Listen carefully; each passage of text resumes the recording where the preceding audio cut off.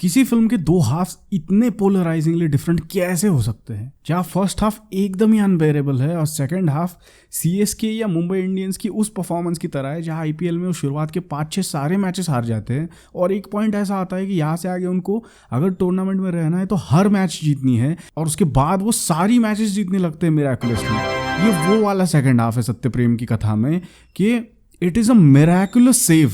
जितनी भी गलतियां फर्स्ट हाफ में होती है वो सारी माफ हो जाती है सेकंड हाफ में, because second half is such a brilliant piece of cinema. तो चलिए बात करते हैं सत्यप्रेम की कथा के बारे में, जो है latest offering by the producer Sajid Nadiadwala, directed by very renowned Marathi film director Sameer Vidwans. और इनिशियली इस फिल्म को लेके मुझे बहुत ज़्यादा एक्साइटमेंट तो नहीं थी, क्योंकि ट्रेलर में वैसा कुछ तो नहीं लगा था देख के कि थिएटर में जाके देखनी मुझे ये फिल्म। बट मुझे ये सुनने में आया था कि फिल्म में एक कुछ ट्विस्ट है जो उन्होंने सारे प्रमोशनल मटेरियल से छुपाया है। तो मैंने ये तो सोच लिया था कि अगर पॉजिटिव रिव्यूज आते इस फिल्म के तब मैं जाके थिएटर में देखूंगा ये film. And first half was like भाई साहब क्या हो रहा है ये, क्योंकि ये एक टिपिकल स्टीरियोटिपिकल गुजराती फैमिली दिखाई है जिनका बैंटर चल रहा है बैक एंड फोर्थ, जो बिल्कुल भी मज़ेदार नहीं है, पंचेस लैंड नहीं हो रहे हैं, जहां आपके पास दिग्गज कलाकार है गजराज राव और सुप्रिया पाठक जैसे, जिनको आप लिटरली वेस्ट कर रहे हो। गजराज राव तो फिर भी अनफकेबल है एट दिस पॉइंट, उनको आप कुछ भी थमा दो, कोरा पेपर भी थमा दो तो उसमें से भी परफॉर्मेंस तो निकाल ही लेंगे। लेकिन सुप्रिया पाठक जी को देख के मुझे बहुत बुरा लग रहा था कि उन्हें किस तरह से कैरिकेचरिश किया है या सिर्फ जोक्स निकालने के लिए उनको यूज़ किया गया है। Nothing works in the first half. बहुत ही टिपिकल धर्मा या वाईआरएफ प्रोडक्शन की तरह से बनाया गया है कि हीरो हीरोइन के इंट्रोडक्शन गानों के साथ हो रहे हैं, उनका प्यार गाने के साथ हो रहा है, शादी की प्रेप्स गाने के साथ हो रही है। It was just not working for me. But जब उनकी शादी हो जाती है, जो कि कथा की मर्जी के खिलाफ होती है, वो उसका एक बॉयफ्रेंड होता है ऑलरेडी जो उसे डंप कर देता है, और उसकी वजह से सत्यप्रेम जो कि काम भी नहीं करता कुछ और गरीब फैमिली से आता है, उसके साथ शादी करा दी जाती है कथा की। And how she is reluctant to sleep with him, कि वो उसको झूठ बोल देती है कि तुम्हारे खर्राटों की वजह से मैं तुम्हारे साथ नहीं सो सकती।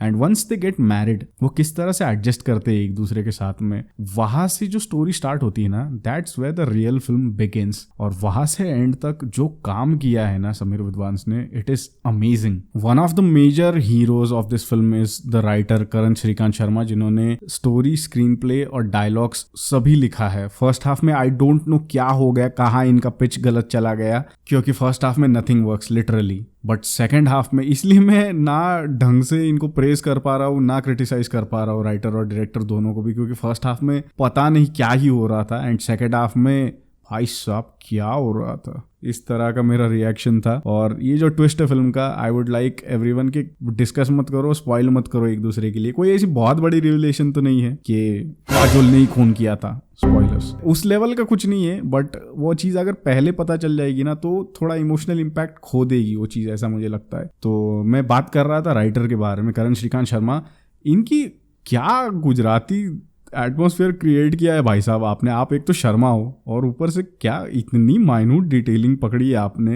ये तारो मारो वो वाली फिल्म नहीं है जहाँ कैरिकेचरिस्ट तरीके से किसी कम्युनिटी को रिप्रेजेंट किया जाता है। यहाँ तो इन्होंने प्रॉपर जो स्लैंग्स होते हैं, वाइडो वगैरह, जो छोटे छोटे वर्ड्स है जो या तो सिर्फ एक गुजराती इंसान जान सकता है या गुजराती लोगों के साथ रहने वाला इंसान जान सकता है, गुजरात में रहे बिना, उन लोगों के साथ रहे बिना आप ये वर्ड्स, ये डिटेलिंग नहीं ला सकते। तो full props for the dialogues, क्योंकि बहुत ही ऑथेंटिक तरीके से गुजराती कम्युनिटी को रिप्रेजेंट किया है आपने। तो वो मुझे बहुत अच्छा लगा, बहुत नेचुरल लगा। और एक्टर्स ने भी सारे, इवन कियारा और कार्तिक ने अपनी अपनी एक्सेंट्स पे बहुत अच्छे से काम किया है। ऑल्सो कियारा आडवाणी तो फर्स्ट बैलेट नॉमिनेशन है इस साल का बेस्ट एक्ट्रेस के लिए, easily one of her best if not the best performance, क्योंकि जिस तरह से उसने इमोशनल सीन्स खड़े किए हैं, by god. I am not a huge fan of Kiara but now I am after watching this film. और कार्तिक के बारे में भी आई एम श्योर काफ़ी लोग ये बोलेंगे कि यार ये तो एक्टिंग कर सकता है एक्चुअल में। कार्तिक आर्यन की तो वन ऑफ बेस्ट परफॉर्मेंसेस है ये, मैं हमेशा उसको एडवोकेट करता रहा हूँ। उसे गाली देना तो आजकल ट्रेंड ही बन गया है, but I have always said कि he can deliver a good performance when he is working with the right people and when he is given the right material. और यहाँ पे वही प्रूव किया है कार्तिक ने, जिस तरह से एक वो हम्बल ग्राउंडेड बेचारा कैरेक्टर उन्होंने तैयार किया है। और कोई और कहानी होती है तो बहुत ही इजी होता उसके अंदर के पति बोल देता कि ठीक है यार सेक्स नहीं हो सकता तो कोई बात नहीं, मुझे तुमसे प्यार है, तुम्हारी बॉडी से प्यार नहीं है। बट उस उस चीज में नहीं जाती है फिल्म, इट स्टेज रियल, क्योंकि बॉडी की नीड्स होती है, डिजायर्स होते हैं आपके स्पाउस के साथ चीजें करने के, एक इंटीमेसी होती है, एक अट्रैक्शन होता है, उस चीज को एड्रेस करती है फिल्म प्रॉपरली। बिल्कुल भी ऐसा कोई गॉड सिंड्रोम वगैरह नहीं है इस हीरो के अंदर, और वो तो खुद बोलता है कि मैं साइड हीरो हूँ तुम्हारी कहानी का। तो जिस शिद्दत के साथ, जिस ऑनेस्टी के साथ खड़ा किया है ना इस कैरेक्टर को, वो मन भा गया मेरा। मैं अगर लड़की होता तो मैं चाहता कि सत्यप्रेम जैसा इंसान मेरा पति बने, and every woman deserves a husband like Satyaprem, क्योंकि वो हीरो बनने की कोशिश नहीं कर रहा, उसका डोमिनेंस असर्ट करने की नहीं कोशिश कर रहा, वो हर तरीके से अपनी बीवी को सपोर्ट करने की कोशिश कर रहा है, उसका दिल जीतने की कोशिश कर रहा है। किसी और फिल्म में ये चीज काफी भद्दी लगेगी, लेकिन a couple smoking and drinking together is probably one of the most beautiful sides you can imagine.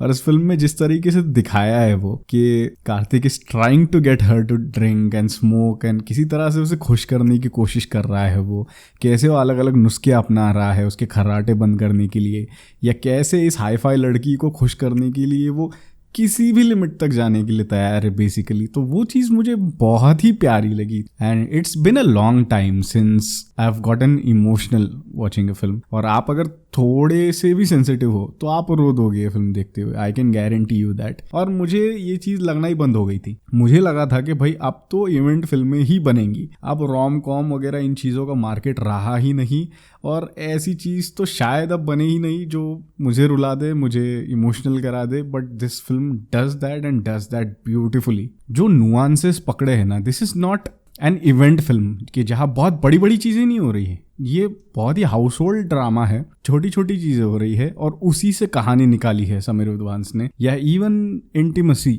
जो किसिंग सीन है, और फिल्मों में ये बहुत ही आम बात हो गई है, आप तो ऑडियंस को भी कुछ नहीं लगता किसिंग सीन देखते हुए, बट इस फिल्म में जब when that kissing scene happens ना, it makes you happy and not in a horny way, क्योंकि इंटीमेट सीन्स तो हम खुद को खुश करने के लिए देखते हैं, लेकिन जब इस फिल्म में फाइनली वो सीन आता है, it is such an earned scene कि आप उन कैरेक्टर्स के लिए खुश होते हो कि they are finally able to kiss, and जिस तरह से वो that kissing scene goes on, वो it makes you happier and not in an erotic way, not for yourself, it makes you happier for the characters also। जो emotional scenes है इस film के, जो इंटरवल के एकदम पहले जो सीन आता है जहाँ कार्तिक सीढ़ियों पे बैठा हुआ है एंड ही इज क्राइंग, या फिर एक सीन है जहाँ जो दरवाजे के उस तरफ कियारा है और कार्तिक उसे बुलाने आता है and they both start crying. Kiara जो है उस दरवाजे के पीछे, we can barely see her through the glass, और जिस तरीके से वो ब्लॉक किया है और जिस तरीके से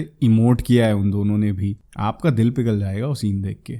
जिस तरह से कार्तिक अपना हाथ रखता है उस कांच के ऊपर टू कंफर्ट हर, और उधर से वो भी रिस्पॉन्ड करती है अपना हाथ रख के, and they both start crying. इतना इमोशनली पावरफुल और ब्यूटीफुल सीन है वो, क्या एक्टिंग की है यार दोनों ने इस सीन के अंदर। बाद में भी एक सीन है जहाँ पे कार्तिक किसी को पीटने लगते हैं, बिल्कुल होशो आवाज खो के ये आदमी पीट रहा है किसी को, हाथ पैर जूते चप्पल जो हाथ में आ रहा है वो पकड़ के मार रहा है, and between that fight in that heated moment he starts crying, and वो उसके साथ ऑडियंस भी रोती है बाय गॉड, क्योंकि it is such N emotionally peeking point of the story कि उसके सारे इमोशंस बाहर निकल रहे हैं उस पॉइंट पे, और मारते हुए ही स्टार्ट्स क्राइंग। एंड ये चीज जो है ना, ये बहुत सारे डायरेक्टर्स या राइटर्स नहीं इमेजिन करेंगे, वो अपने हीरो को उस माचो इमेज में ही दिखाना पसंद करते हैं। But this is feminism in its most honest and purest form, कि अगर किसी को प्रैक्टिस करना ही है फेमिनिज्म